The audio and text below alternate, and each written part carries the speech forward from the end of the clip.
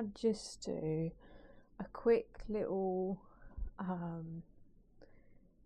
like podcasty thing, just to give you all an update of what's happening and what's going on and what are the next steps forward. As most of you know, in the middle of August I had a bike accident.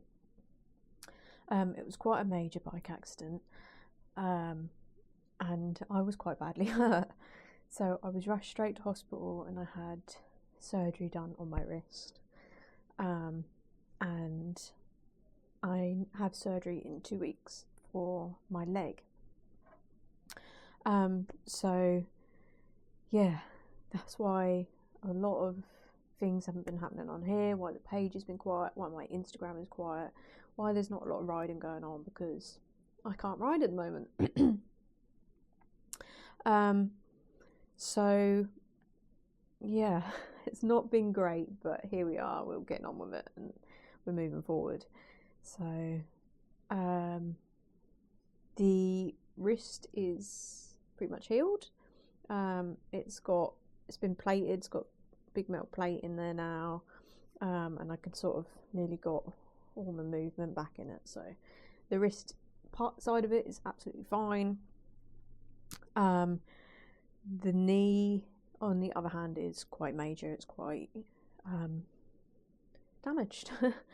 So when the accident happened, I instantly knew I'd broke my wrist. I was laying on my side, on my left hand side, and I was literally, as soon as I landed, I held my wrist like this, and I was shouting at people going, "I've broke my wrist, I've broke my wrist." I still have my glove, my Knox glove, which they cut off me. And a little while into it, I was laying on my left hand side like this. I was like, oh, my hip hurts a little bit. And then they started to panic, thinking like I'd probably broken my pelvis. And we were still waiting on an ambulance. I laid in the road for about 45 minutes waiting for an ambulance. So they called the armoured police unit, which have a lot of paramedic stuff as well, and they had a pelvic binder. So they cut all my levers off like they do, and they put a pelvic binder on just in case I had snapped or broken my pelvis. I hadn't, which was lucky, but when they'd done the pelvic binder in, my hip was dislocated. So it popped my hip back into a socket on the side of the road. But at the time, I generally didn't think I'd damaged any part of sort of the waist down at all. I just thought, as bad as it's about to sound, I've lost loads and loads of weight, so my hips are quite bony now, and I generally thought because I was laying on the concrete on my hips, that was what was hurting. And I just thought because I was laying there on the concrete digging into my hips, I was like, no, it's fine, I've not broken anything, it's just because I'm laying on the concrete. But I had dislocated my hip, and then I was taken to hospital, straight into like code red trauma thing. Yeah, every item of clothing I had on, they cut off me. All my levers, they cut my sports bra off, they cut my socks, my knickers, everything. They cut every item of clothing off me. Nothing survived the accident. So yeah, they obviously straight into x-ray. They were like, yep, your hip was dislocated, but it's gone back in, but it's gone back in wrong, we're gonna have to put it right. You've damaged your knee, and obviously your broken wrist and finger. I was like, my wrist, I will put a picture now. That is my wrist. Yeah, you can see it was quite dislodged, and they said, we're going to have to align that now and we'll operate on it tomorrow. I was absolutely crapping myself because I watch a lot of like the 24 hours in A&E on telly, and you see them all screaming while they're pulling this bone back. So I got a little bit worked up, and they were like, honestly, you're not going to feel a thing. When the people are making the noise, they're just making the noise. They're not feeling it. So they piled me with all these painkillers and like really strong stuff, like, what is it called? Like what they give horses and stuff. And then like anaesthetic as well. So I was awake and I was shouting and swearing a lot while they were pulling my wrist, but I can't remember any of it. Not a single thing can I remember. Literally, I was laying there, they put the stuff in, and I can remember that hand sort of being there thinking, why isn't this working? Why do I know everything that's going on? And then the next moment, the hand was in a cast, and I was laying there looking at my parents like, so everything in the middle, I can't remember a thing. So I went the next day, had surgery, they plated it, that was fine. And they said 2 weeks later, we're going to fix your knee. But it's not been 2 weeks later. By the time I actually have my knee fixed, it's going to be 18, 20 weeks after my accident. So with the knee, I dislocated it the same as I dislocated my hip. I snapped my kneecap straight in half. So you've got your kneecap, there's a clean break right through the centre of my kneecap. I've done some nerve damage in there, and I've snapped my PCL, my PLC, my ACL, and another one, but I can't remember what it's called. So the 4 major ones in your knee, I've snapped them all. And my shin bone has dropped down and backwards. So if I can grab like the bottom half of my leg and just like move it about, because it's not attached to the knee and stuff. I'll put a picture now where you can see the dip in my leg. So I'll put that there as well, and you can see that. Yeah, so I had no idea at the time how damaged my knee was, and it is proper damage. There's more stuff damage to my knee than I had imagined there was going to be. So I've got surgery in a couple of weeks for that. They're using donor parts, so someone that's passed away and was on the organ donation, they're using the ligaments for that. So when you do, say, most people just do like their ACL or something, they take parts from your own body. But because I've got so many that need fixing, they can't take it all from like my other leg and stuff, because it's just too much to take, and I'd then be in recovery for 2 legs rather than just the one. So they've discussed it and said it's actually easier just to use donor parts right from the start, do the whole lot with donors. And then they're going to remove the broken cartilage. So they'll remove the broken cartilage, they will sort of mesh the kneecap back together, and they're going to assess the nerve damage in there. They don't think there's anything they can do for the nerve damage, which is fine. It's not anything horrendous. I just can't lift where if your foot was like that, and I can't do that with my toes basically. So I'm not fussed, because when I change gear I use further down my foot to climb it up anyway. So not being able to move my toes isn't a problem. So that's no issue. So when they do the surgery, they said it's going to take like 4 to 6 hours to do, which is understandable.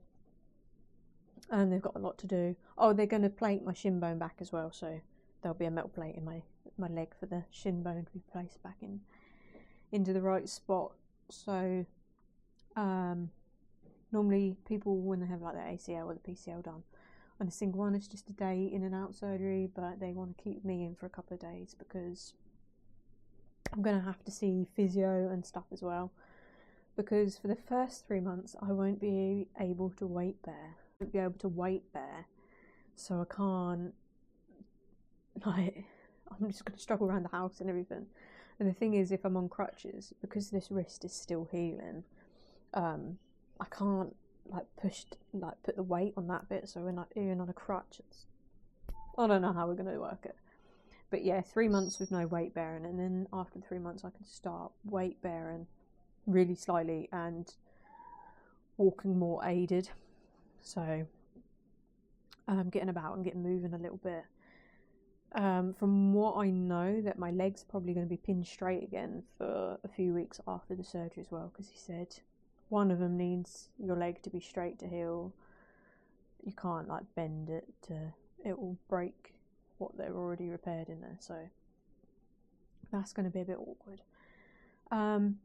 But yeah, and then I'll be up and about and moving and getting stuff done. He told me it'll be a year before I ride again, so a year from the surgery to when I can ride again. So the surgery is on the 17th of December, so a year would be 17th of December 2025. But that just went straight over the top of my head. I won't be listening to that.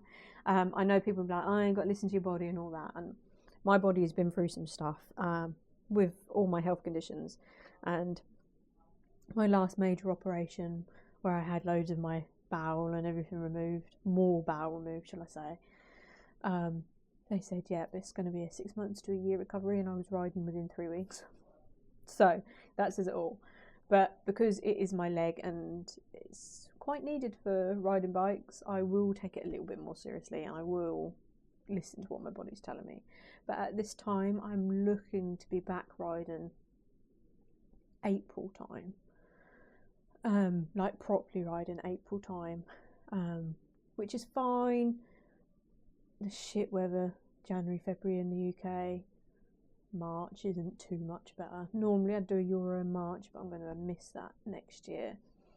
And then just see how I get on the road, see how my leg feels on the road. April time, and then I'm going to try a track evening. Probably July, so give it a little bit longer, because obviously body positioning, and I don't know what my knee is going to feel like scraping on the floor. So when I get my knee down, I don't know how that's going to feel. So I'm going to attempt that July, and I'm only going to do a track evening, because then if it doesn't work out as much, then it's 50 quid loss instead of 150 quid. So I will try that July time, and then I've got a Euro planned for September. So I will then see how that feels to do the Euro in September. As you know, I ride advanced group on track, but I think when I go back into it, I'll just drop into inters again. Just see how that leg feels, see how everything holds up. If it's okay, I'll bump back up to advanced, but it's better to be safe and just see how it feels in inters than pushing it in advance and not feeling right.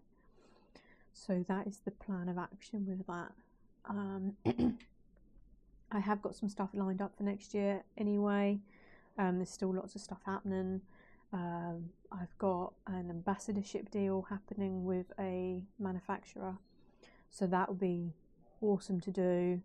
I'm still doing the bits with Suzuki as well, and then obviously my own little bits, that will all still be happening. But yeah, I just thought it takes me 5 minutes to do this and give you all an update instead of just writing everything out on Instagram and stories, because people don't always see it, and then I get messages and I'm like, I literally said it a few days ago. But yeah, so that is it basically, just a little bit of an update of what's going on. I am going to try and start doing podcasts on here as well, and posting podcasts. I'm going to have races, people off Instagram, bike mechanics, race mechanics, bike manufacturers, bike workers, everything that you can think of. I'm going to try and do some podcasts. I've already got a few lined up with some exciting people, which will be fun. So it keeps the YouTube alive a little bit whilst I'm in recovery, because I just need to sit here for a podcast. So yeah, thank you for getting this far into me rambling on, and I hope it helps you understand what's going on and why the page is so quiet. But I will be back without a doubt. I've still got lots of stuff planned, and I'm itching to get riding. The longest I've never been on a bike so far. From a child. I was riding bikes from a kid, so I've never been this long without riding, so it's sending me a little bit crazy. But yeah, nice to speak to you all, and hopefully see you all soon. Get something sorted. Have a good day, and I will see you when I see you all.